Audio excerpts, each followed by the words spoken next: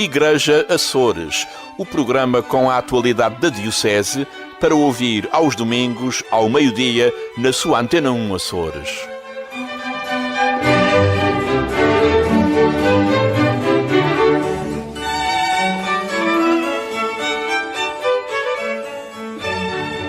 Boa tarde, seja bem-vindo à nova temporada do Igreja Açores. Nesta edição vamos conversar com o Vigário-Geral da Diocese de Angra, Padre Hélder Fonseca Mendes, sobre as orientações para o novo ano pastoral que arranca oficialmente no próximo dia 1 de outubro. Mas por agora, a atualidade da Diocese açoriana.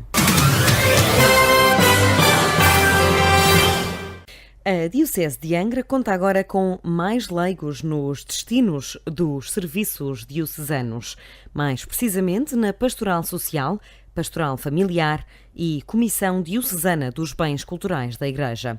Vitória Furtado é uma das 3 mulheres a quem foi entregue os destinos de um serviço diocesano, os da Pastoral Social. Vitória refere ter recebido o convite com humildade e contou ao Igreja Açores os projetos para o novo ano pastoral. Em primeiro lugar, pretendemos então unir as pessoas que trabalham na ação social, ao serviço da ação social da Igreja. Portanto, será a grande aposta no próximo ano. Depois temos também algumas iniciativas já programadas no âmbito da prevenção das dependências e também na área da saúde mental. No FAIAL será desenvolvida uma iniciativa que visa principalmente reconhecer a importância de se prevenir comportamentos desviantes e comportamentos ligados ao consumo de substâncias ilícitas. Há outras iniciativas que nós pretendemos desenvolver. Uma delas consiste na criação de um conselho de apoio à pastoral social. Este conselho será composto por várias pessoas e representantes dos outros serviços da pastoral, nomeadamente a pastoral da saúde, a pastoral da mobilidade humana, da pastoral penitenciária, a Comissão de Justiça e Paz, portanto um representante da Conferência de São Vicente de Paulo, da Cáritas, a SURS e a Cáritas de Ilha, a pastoral juvenil, universitária e da família. Portanto, e também temos a pastoral das comunicações.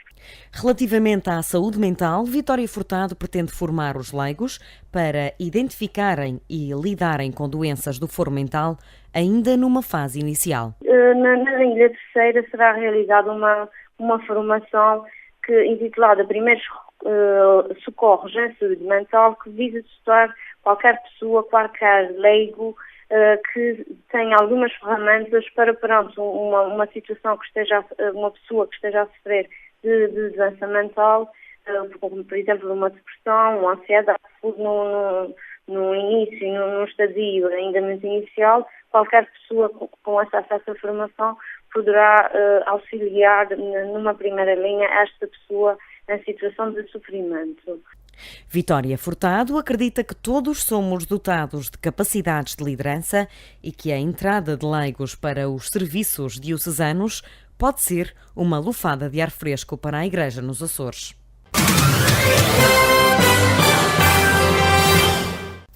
No âmbito do Dia Internacional da Solidariedade, assinalado a 31 de outubro, o Bispo de Angra, Dom João Lavrador, refere que o dia não deveria ser decretado administrativamente, mas que é uma necessidade fruto da sociedade individualista em que vivemos. Na verdade, a sociedade moderna criou desníveis, criou situações de um certo egoísmo, há uma repartição que não é igual entre todos da riqueza mundial, e, sobretudo, há muitas franjas da humanidade que se encontram em situações de exclusão, de pobreza, marginalidade.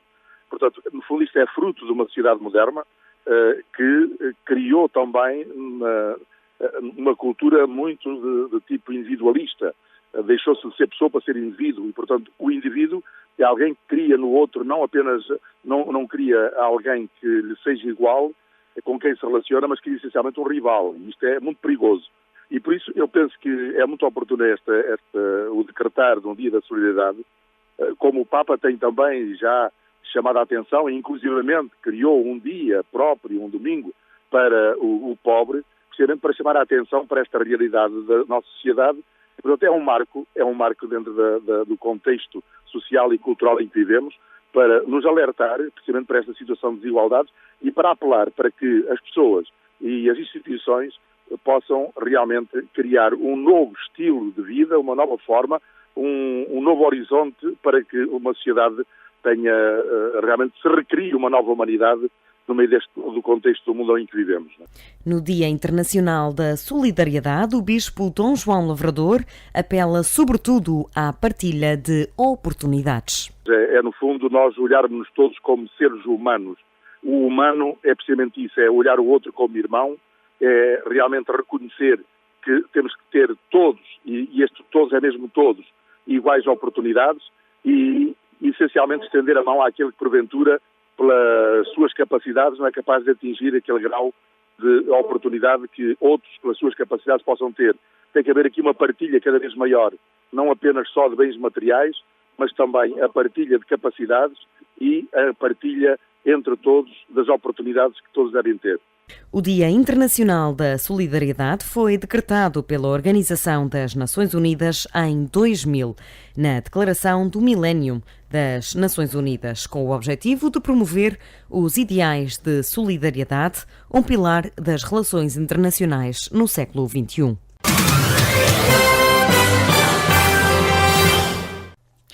Jacob Vasconcelos é o mais recente sacerdote da Diocese de Angra. Ordenado no passado mês de julho, o jovem foi nomeado diretor do Serviço Diocesano de Evangelização, Catequese e Missão.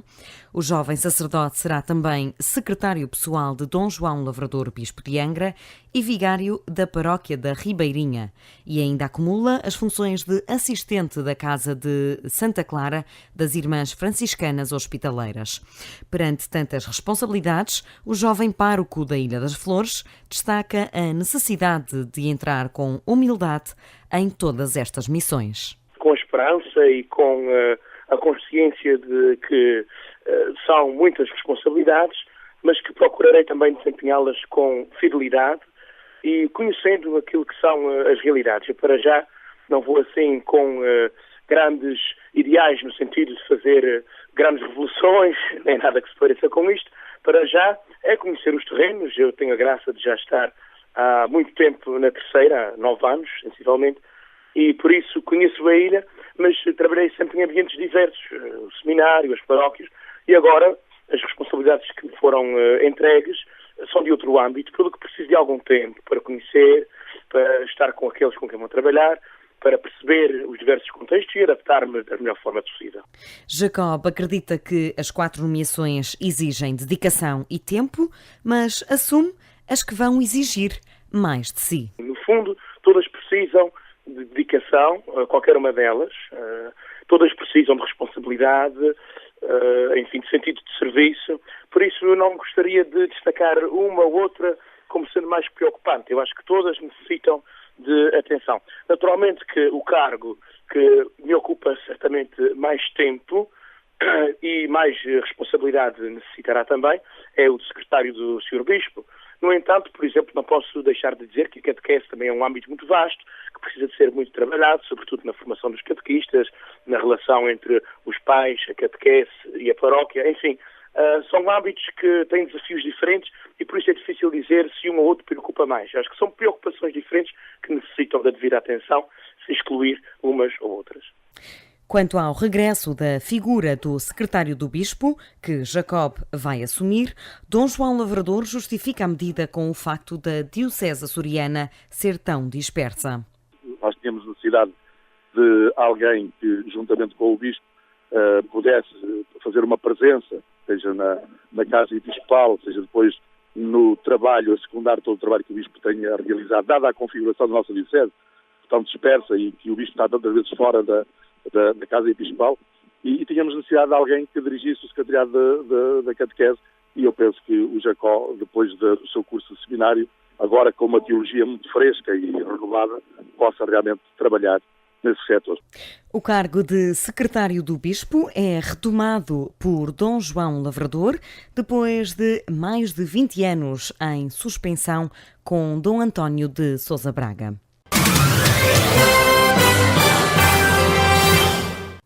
O bispo Dom João Lavrador presidiu as festas do Divino Espírito Santo da Nova Inglaterra e destacou a intensidade com que as comunidades açorianas vivem a festa da fé que une todos os açorianos. A concretização, a realização das festas do Divino Espírito Santo na Nova Inglaterra superaram a minha expectativa, porque eu fui me integrar, fui conhecer, fui partilhar com os portugueses e sobretudo os açorianos, porque a maioria são açorianos, da sua forma de viver as suas tradições, sobretudo de viver a sua fé, e concretamente aqui ligado à devoção ao Divino Espírito Santo.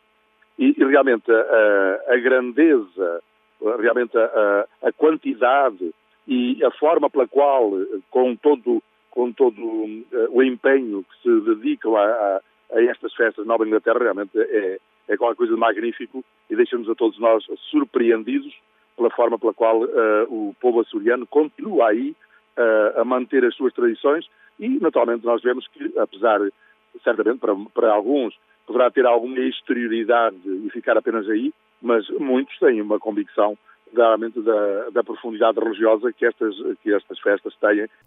O bispo de Angra não esconde que para os filhos e netos de açorianos nos Estados Unidos da América, a língua é já uma barreira. E por isso convida os jovens, tanto nos Açores como nas comunidades, a indicarem o caminho que os faça aproximar-se da fé. A quantidade de paróquias portuguesas, açorianas, que se encontram precisamente na Nova Inglaterra. A primeira geração dos açorianos que foi para a Nova Inglaterra, como eles no final do século XIX e depois no princípio do século XX, como eles edificaram igrejas magníficas, autênticas catedrais. Depois pude apreciar também a sua participação a nível da Eucaristia dominical. Eu tive a ocasião de celebrar numa das paróquias a sua participação dominical e, portanto, o seu afeto, a maneira como eles se relacionam com a igreja, com a sua paróquia, da maneira como eles sentem a igreja. Realmente é belo e é emocionante nós vermos isso mesmo na prática do povo açoriano. As novas gerações têm, portanto, naturalmente nós vemos muitos jovens no contexto das festas do Divino Espírito Santo e vemos muitos jovens ligados à igreja, mas claro, realmente hoje levanta-se sempre um problema que é até que ponto é que estes jovens de hoje vão ter a continuidade, seja nas festas do Divino Espírito Santo, seja depois na sua vida paroquial. O que eu digo sempre é que para nós, e isso é uma mensagem que eu dentro em breve também quero dar ao povo aí da Diocese de Angra, é essencialmente isto, é que para as novas gerações nós temos que atender a elas. Elas têm que ter uma palavra para dizerem como é que elas próprios hoje reconhecem estas vivências e como eles próprios sentem que deve ser o modelo e a forma pela qual se tem que empenhar. As festas do Divino Espírito Santo da Nova Inglaterra constituem o maior evento de religiosidade popular da comunidade açoriana na costa leste dos Estados Unidos. Neste ano de 2017, as 31ª festas do Divino Espírito Santo foram presididas por Dom João Lavrador.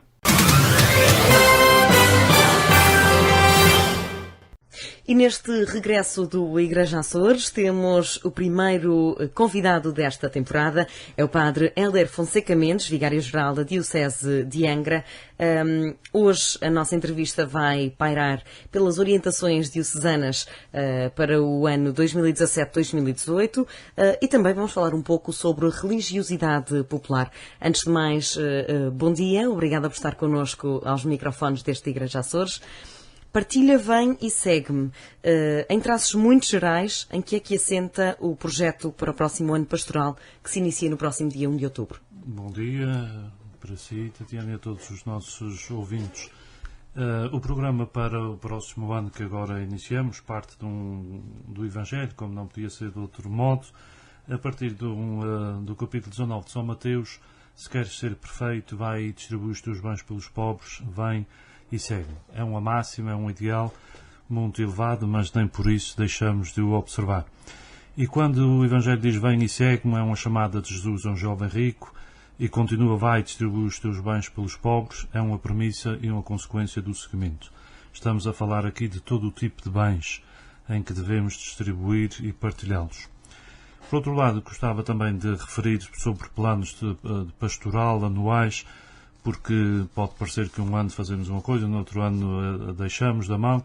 dizer que a missão da Igreja é a missão de Jesus e que anunciar o Evangelho do Reino é uma das dimensões da sua missão, celebrar o Reino antecipando, como se faz na oração e na liturgia, é outra missão, e uma terceira, que é aqui que a gente se vai focar: o que fizeres ao mais pequeno dos meus irmãos, é a mim que o fazeis. São 3 modos da presença do ressuscitado, e esses modos são o motor da ação da Igreja.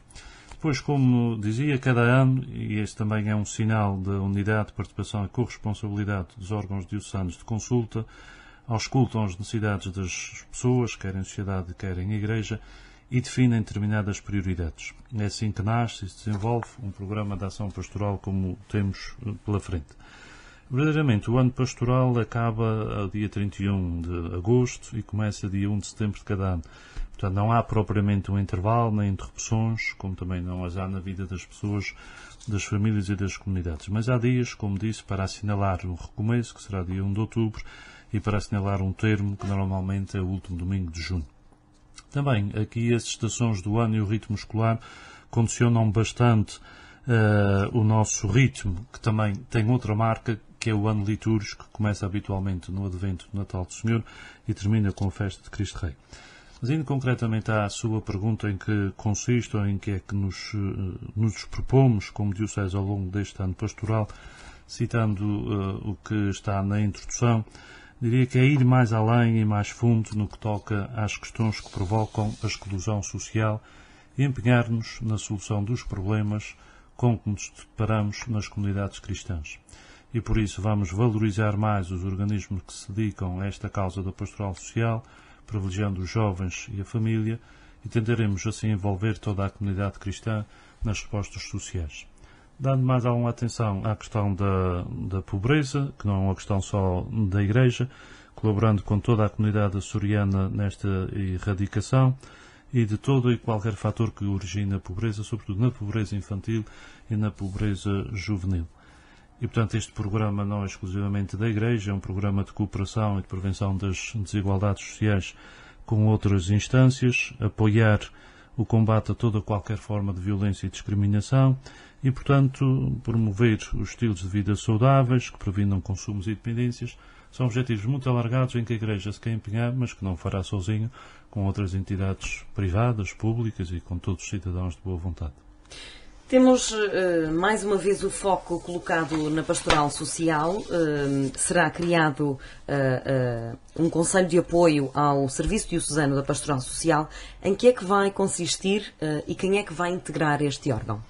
Bom, a pastoral do anúncio do Evangelho e a celebração da fé, como disse, são muito importantes, mas concomitantemente damos conta de graves problemas na nossa vida social. Como todos damos conta disso, o desemprego, o emprego precário, as carências de várias ordem, o abandono escolar, as toxicodependências, e isso não nos pode deixar indiferentes. Aliás, há problemas que ainda não vemos a saída à vista porque se cultivam modos e estilos de vida que levam a isso. E, portanto, há 4 verbos que o Papa Francisco propõe e que também nós os queremos tomar. O verbo acolher, proteger, promover e integrar são 4 atitudes que queremos manter presentes. Na área da pastoral social, nós vamos envolver os serviços que a constituem. Quando dizemos pastoral social, pretendemos reunir as forças dos agentes da ação social e dos serviços da Diocese, de forma a propor um conselho de apoio ao Serviço Diocesano da Pastoral Social. Este serviço, como pergunta, será integrado por um representante de vários grupos ou entidades, tais como a Cáritas dos Açores, a Cáritas da Ilha de São Miguel, o Conselho Central de São Miguel das Conferências Vicentinas de São Vicente de Paulo, o Serviço da Pastoral da Saúde, as Casas de Saúde, da Pastoral Penitenciária, que estão ligadas aos estabelecimentos prisionais, da Comissão Justiça e Paz, do Serviço da Mobilidade Humana, da União Regional das Misericórdias dos Açores, dos Centros Sociais e Paroquiais, do Serviço da Pastoral Juvenil, da Pastoral Universitária, da Pastoral da Família e das Comunicações. Portanto, estas várias entidades irão constituir o Conselho de Apoio ao Serviço Diocesano da Pastoral Social. Também se propõe uma plataforma de comunicação chamada Igreja Açores Mais Próxima. Em que é que consistirá concretamente e como é que será posta em ação nas diferentes ilhas? Bom, a Igreja Açores mais próxima tem a ver com duas dimensões, uma com a da própria comunicação social, tal como estamos agora aqui a servir-nos deste meio, e uma outra mais próxima no sentido também evangélico do mais próximo. A plataforma da comunicação na web, a Igreja Açores mais próxima, visa aproximar através das novas tecnologias as ações e as respostas sociais dos vários níveis da administração diocesana. É uma comunicação interna também? Uma comunicação interna, aberta, que servirá de um fórum aberto, articulando assim vários conhecimentos internos, mas que possam também alargar-se para o conhecimento geral. Esta plataforma tem por missão lançar desafios e grupos de discussão e reflexão que discutam ideias e promovam debates internos entre os vários grupos, de forma a otimizar a resposta da Igreja. E, portanto, será uma maneira de animar a comunicação interilhas, melhorar a articulação entre os serviços diocesanos, de tal maneira que as várias equipas possam saber o melhor que faz em cada uma, para além de partilhar as dificuldades, partilhar também as iniciativas, porque às vezes há iniciativas num lugar ou numa comunidade que até nem são conhecidas e que podem que podem servir de exemplo, até pela sua própria iniciativa, a outra comunidade cristã. Eu, por exemplo, recordo também da minha qualidade de pároco da Sé, uma comunidade cristã, também uma das 165 paróquias da Diocese, de uma iniciativa que levamos há um ano, que tem a ver com a luta contra o desperdício alimentar, por um lado, e por outro lado também com a distribuição desses excedentes, podemos dizer, por um lado, excedentes, e também generosidade por outros. E, portanto, é uma iniciativa que se enquadra neste âmbito e que, no modo geral, nem é conhecida, também não fazemos porque seja muito conhecida. Mas todos os dias, por um lado, para instituições da freguesia e ao fim de semana para várias famílias da freguesia, há voluntários que passam os restaurantes, os supermercados, as pastelarias, a recolher o que não se vende naquele dia e que depois chega, por exemplo, no caso concreto da Paróquia da Sé, a mais de 20 famílias todas as semanas e em instituições no modo diário.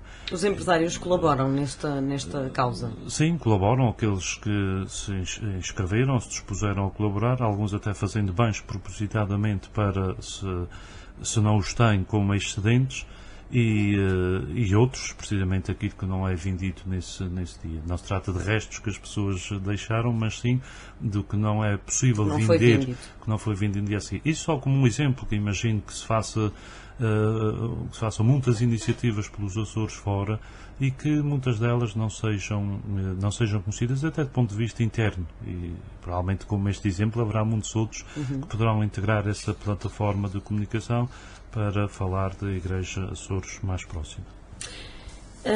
Já se iniciou no ano pastoral anterior, transato, a plataforma de diálogo e cooperação regional. Já aconteceram 2 reuniões. Está na hora de passar à ação? Sim, esta plataforma de diálogo e cooperação regional, o facto de existir ou das pessoas ou entidades civis, públicas, eclesiais, privadas se encontrarem, já de si é uma ação. E, portanto, esta plataforma de diálogo pretende que se encontrem as estruturas da Igreja nesta área da pastoral social com os órgãos operativos do Governo dos Açores, que no caso concreto das 2 reuniões que se referi são as direções regionais. E de facto só participei numa reunião, mas impressionou-me a presença dos próprios diretores regionais, com empenho, quer na articulação das direções regionais entre si, quer também com os serviços da Igreja, sobretudo nas áreas que são tão próximas e tão caras como a solidariedade social, a educação, a saúde, a habitação, as dependências, essa direção regional nova que está atenta a esta problemática, e a questão do emprego também. Embora cada um respeite a diferença da sua própria natureza, o que é governo, o que é Igreja, o certo é que a implicação é a mesma no bem comum dos nossos concidadãos. E se uns podem dar parte da solução, os outros poderão dar outra parte. Também, por outro lado, a Diocese estará presente nas iniciativas públicas da luta contra a pobreza, promovidas pelo Governo da região. Ou seja, as necessidades são de tal ordem que a Igreja sozinha não tem capacidade de resposta. E, portanto, há muito que a Igreja pode fazer enquanto denúncia, enquanto anúncio. Sensibilização também. Sensibilização, sim. Mas também o Governo, sem parceiros interessados e ativos e sem as instituições particulares de solidariedade social, que na sua maior parte são da Igreja, não são orientadas por pessoas da Igreja, teria muito mais dificuldade em agir sozinho. E, portanto, as preocupações, na maior parte das vezes, são comuns e cada um pode ser parte da solução. Economia para todos é também um dos objetivos. Quem é que deve promover este conceito e como é que vai concretizar-se? Bom, economia para todos é um conceito muito vago, desde a doutrina do Papa Francisco, que aliás já está no Evangelho, de que o homem não é que foi feito para o sábado, mas o sábado para o homem. Também podemos dizer que o homem não foi feito para o dinheiro, mas o dinheiro para o homem. E, portanto, que no sentido que o homem volta a ser o fim da economia e não o dinheiro. Portanto, há aqui um pano de fundo que está sempre presente. E, portanto, há uma economia, uma finança que, em vez de servir o ser humano, se organizam principalmente para servirem a si próprias e muitas vezes subtrair-se do controle dos poderes públicos. Quando se fala de economia para todos, uma espécie do lema do movimento da Igreja, a ideia é fazê-lo a partir da Associação dos Centros Sociais Paroquiais, em que se promove uma economia que valoriza a pessoa na procura e na manutenção de um emprego e que permita a realização da sua autonomia e dignidade, enquanto cidadão útil à sociedade, independentemente das suas necessidades ou problemáticas, nomeadamente ao nível da capacitação das pessoas que se encontram em situação de pobreza, mas com apoio técnico e com formação são capazes de criar o seu próprio emprego de forma mais autónoma. E, portanto, aqui há uma iniciativa de quem de facto deseja, enfim, valorizar-se e capacitar-se, mas às vezes isso é necessário algum apoio técnico ou específico na formação das pessoas. E com alguma ajuda serão capazes de crescer. Por outro lado, quando se fala de economia social para todos, estamos também a pensar na criação de empresas de inserção, incubadas essencialmente por instituições particulares de solidariedade social e destinadas principalmente à integração de pessoas em grave situação de exclusão. Porque entre tudo público ou tudo privado é possível uma alternativa intermédia em que, através das instituições particulares da ação social, é possível a criação de empresas de inserção ou pelo menos a ajuda num determinado momento, de tal maneira que as pessoas depois possam dar o salto e automatizarem-se e valorizarem-se a si próprios nas suas capacidades. E por isso, quando falamos de economia solidária, estamos a falar de um conceito muito vasto, ou de economia para todos, mas que passa, de facto, por uma questão de doutrina, se quisermos, ou de visão, mas também por uma questão de valorizar as pessoas e, sobretudo, apoiar aquelas que estão mais atrás, mas que têm possibilidades, de facto, de crescerem e de se inserirem no mercado de trabalho e na vida social. Também uma novidade é a quantidade de leigos que são responsáveis agora por serviços diocesanos, nomeadamente a pastoral social, família e bens culturais. O que é que significa concretamente esta mudança? Pois, antes de mais, significa, quando se diz que há mais leigos nos serviços diocesanos, isso agrada-me ouvir, porque significa que há serviços. Aliás, esta é a missão da Igreja, que é servir a humanidade. E quando se fala de ministros na Igreja, fala-se também daqueles que servem, quer a comunidade do ponto de vista interno, quer também a comunidade na sua missão no mundo, porque sabemos que estamos num tempo em que devemos perceber estes dois níveis. Há pessoas que fazem parte da comunidade cristã e que têm essa consciência, e, portanto, são sujeitos, mas também são agentes da ação, e há outros que não fazem parte da comunidade cristã, quer dizer, nem têm a consciência, nem também têm a atitude de serem sujeitos. E, portanto, aqui estamos a falar de dois níveis. Da organização da própria comunidade cristã, que também se organiza e vive do modo evangélico a sua vida interna, mas também da presença da Igreja para fora. E, portanto, é aqui que queria sublinhar, com regozijo, essa dimensão do serviço. Nós temos na Diocese uns 15 ou 16 serviços de modo organizado e, como se refere, agora 3 destes serviços são orientados por leigos e nomeadamente por senhoras. Também acaba por ser uma novidade. Concretamente, este próprio serviço que nos estamos a referir da pastoral social, também a pastoral da família e a pastoral dos bens culturais da Igreja. São presididos, como disse, por leigos e por senhoras. Nestas equipas, concretamente estes 3 serviços, os padres são assistentes espirituais, à maneira do que já acontecia na Ação Católica, que valorizava muito os leigos. E, portanto, neste sentido, por ser mais antigo, também devemos aprender com o que é bom, que é ter leigos, por um lado, com a capacidade de aceitarem o desafio, porque, de facto, são cargos que não são remunerados, são cargos exigentes, porque as pessoas vivem numa determinada ilha, têm o seu trabalho e têm de ter a preocupação ao solicitude por esse serviço diocesano que abraçaram à escala regional. E, portanto, acaba por ser bastante exigente, quer ao nível da pastoral familiar, toda a problemática e a riqueza da vida familiar, que tem muito a ver com esta questão da pastoral social, dos vínculos de família, ou o cuidado da família em relação a cada sujeito, mas também da pastoral social, que é este campo tão vasto. E, portanto, é a questão da boa vontade, mas também a questão da capacitação, ou a questão técnica. Cada vez as situações são mais complexas. Por um lado, a motivação evangélica e o espírito da missão, e, por outro lado, também a competência técnica.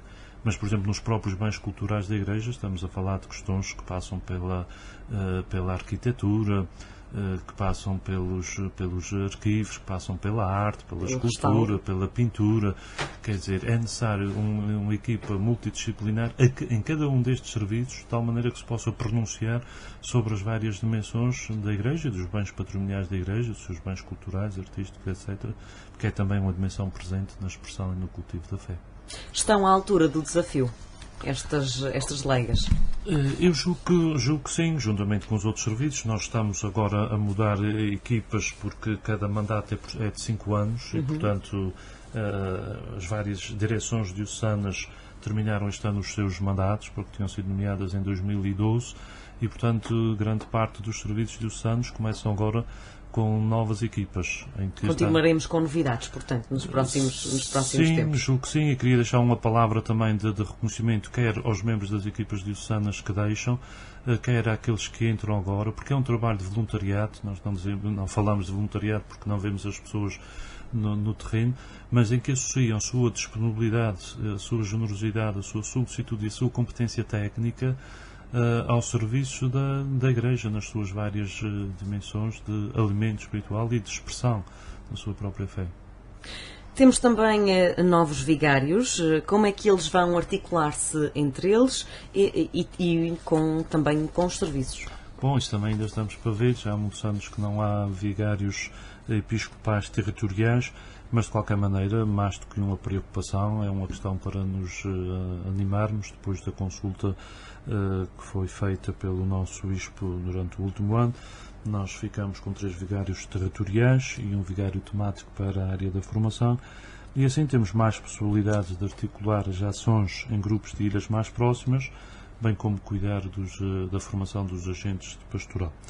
E, portanto, é uma possibilidade, por um lado, de descentralizar e de coordenar entre a amplitude da diocese e a pequenez de cada ilha. E, portanto, aí o vigário episcopal pode fazer esta ligação, porque às vezes a diocese é um todo abstrato. Quando se faz para um lado parece que esquece para o outro, e assim com a questão, a omissão dos vigários territoriais, parece-me que é possível fazer este meio termo com as possibilidades de resposta diferentes nas várias ilhas, mas sendo os problemas muito semelhantes em cada uma delas.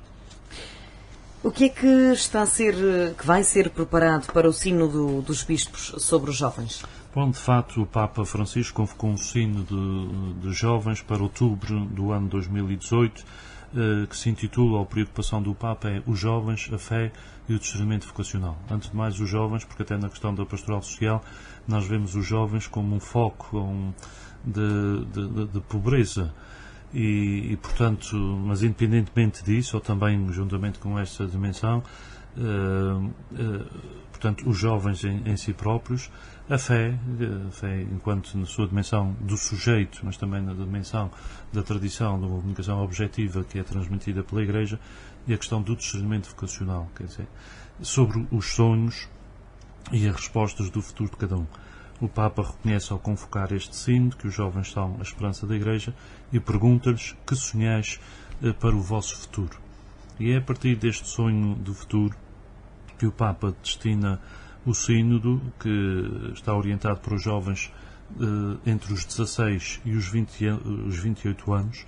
E quando pergunta o que é que está preparado a partir de agora, online, determinadas questões que o Papa formula por continentes e por diferentes línguas, questões que o Papa quer ouvir os jovens antes de fazer o sínodo, para, a partir desses resultados, fazer o instrumento de trabalho.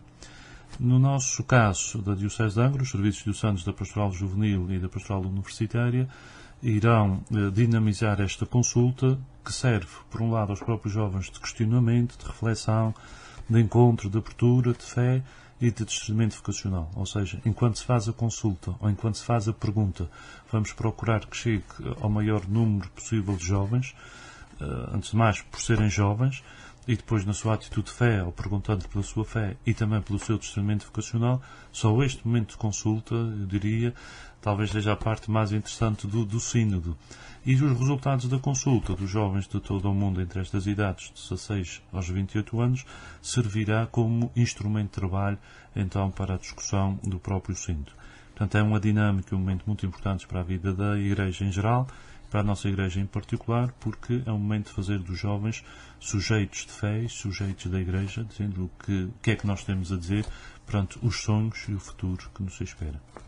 Ficamos a aguardar então, temos um ano para preparar este sínodo dos bispos com foco nos jovens. Passando agora à religiosidade popular, está a ser mais um verão, porque ainda não terminou, com festas de padroeiros por todas as ilhas. A religiosidade popular é uma grande esperança?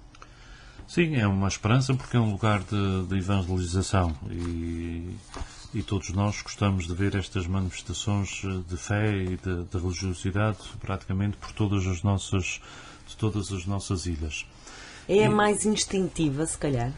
Sim, a própria religiosidade popular não diria bem que é mais instintiva, talvez seja mais primária, genuína, quer dizer, é difícil de apelidar, porque o fenómeno é complexo e é quase entrar ou classificar no sujeito de cada um e, portanto, é difícil saber o que é que vai em cada sujeito, em que se manifesta assim a sua religiosidade, que podemos dizer popular ou podemos dizer natural. Ela é coletiva, mas também é familiar.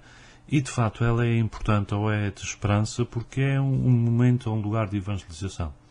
E, diante dessas manifestações da religiosidade popular, nós vemos que há abertura ao mistério de Deus, revelado em Jesus Cristo, animado pelo Espírito Santo, que é vivido em Igreja, com a presença da Virgem Maria, dos santos ou da admiração dos santos, é vivido em comunidade, em alegria, e, portanto, quer dizer, temos todos os dados para dizer que estamos diante de uma religiosidade, não uma religiosidade selvagem, mas uma religiosidade que podemos dizer cristã, podemos dizer católica, e portanto, porque tem parte do Evangelho, parte da oração e da celebração da Igreja, parte da vida comunitária. Naturalmente, como todos nós e o resto da vida da Igreja, tem necessidade sempre de se purificar à luz do Evangelho e de se converter e de crescer. A religiosidade popular, como é mais pontual, parece que às vezes o tempo é menor, porque é muito incisiva no tempo, é naquela época, é de facto uma solenidade, isto é só uma vez ao ano, e portanto é tão densa que às vezes é difícil poder ser trabalhada, como estamos a falar aqui, num plano ao longo do ano. A religiosidade popular é muito pontualizada, muito sazonal. E portanto há uma riqueza na religiosidade popular como um baluarte da fé cristã.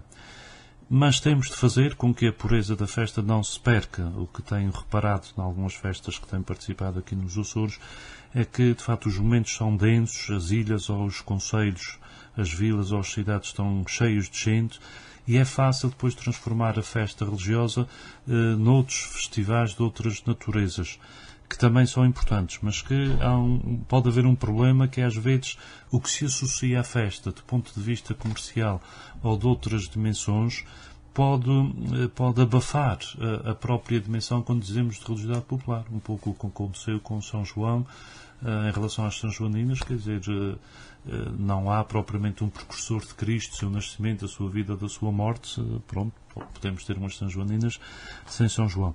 E aqui, de facto, o que noto às vezes é a tendência de quem organiza de preencher de tal maneira os horários que a festa religiosa mal respira. E, portanto, neste sentido, julgo que podemos deixar este alerta para, enfim, ou no tempo, esquece a origem, ou no tempo ou no espaço, porque às tantas podemos estar a abafar aquilo que deu origem à grande festa do Conselho ou ao festival, às tantas estamos a matar a criança ou a origem que dá origem à festa. Ou então de marcar em tempos diferentes, deixar respirar a festa religiosa e esta até pode iluminar ou dar força ou razão, motivos para que se faça o resto da festa.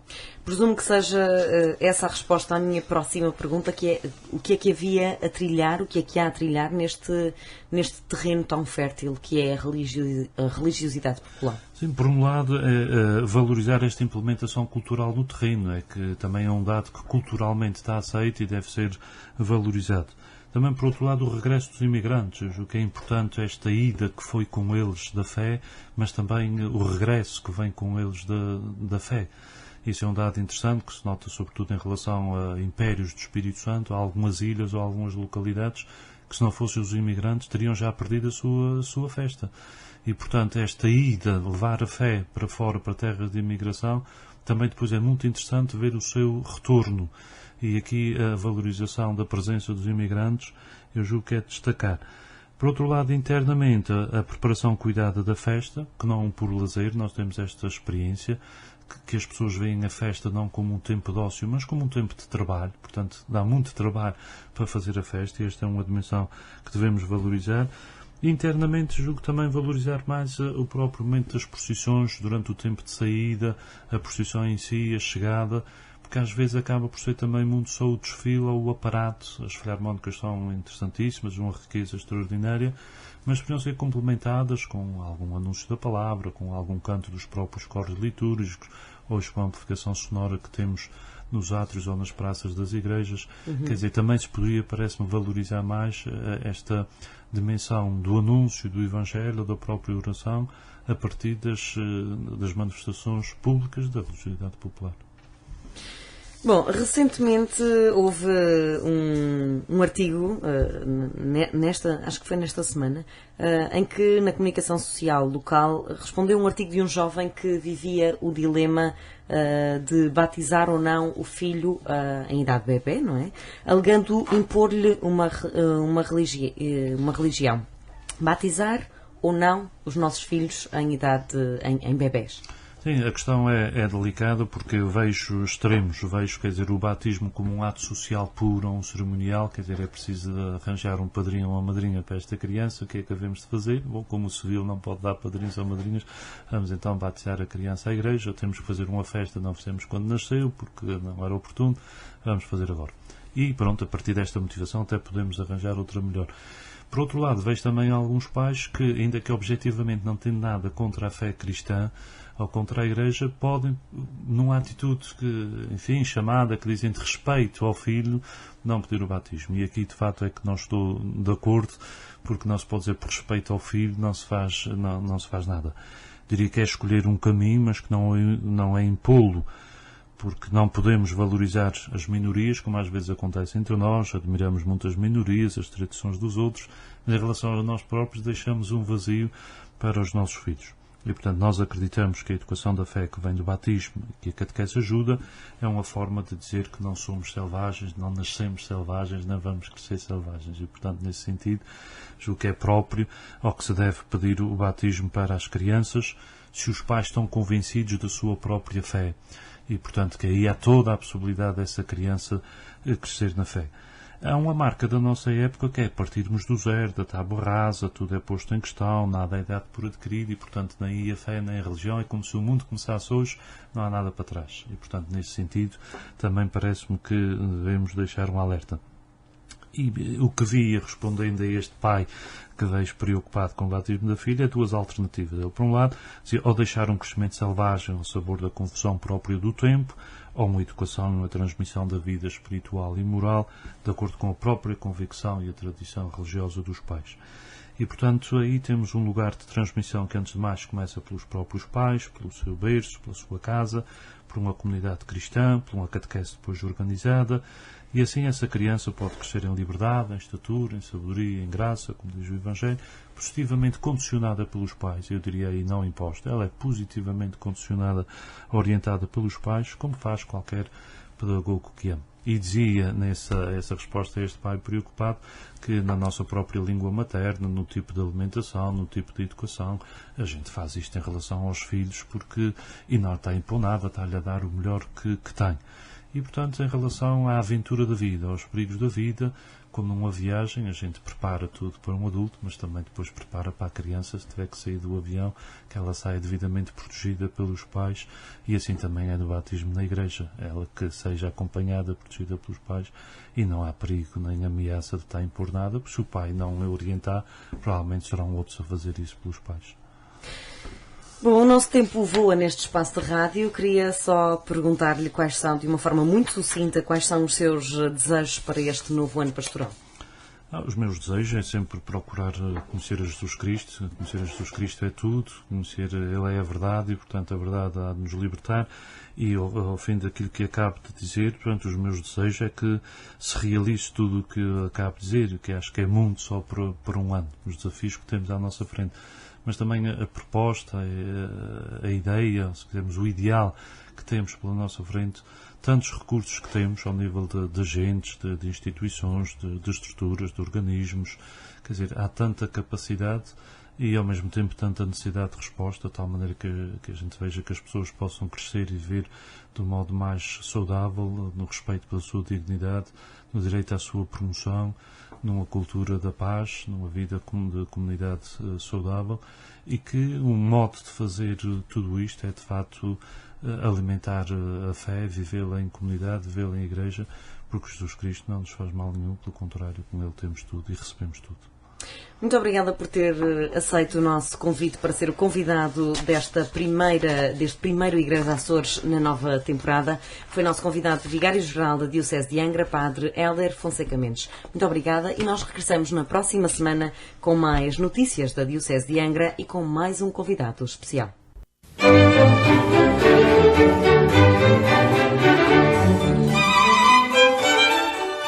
Igreja Açores, o programa com a atualidade da Diocese para ouvir aos domingos, ao meio-dia, na sua Antena 1 Açores.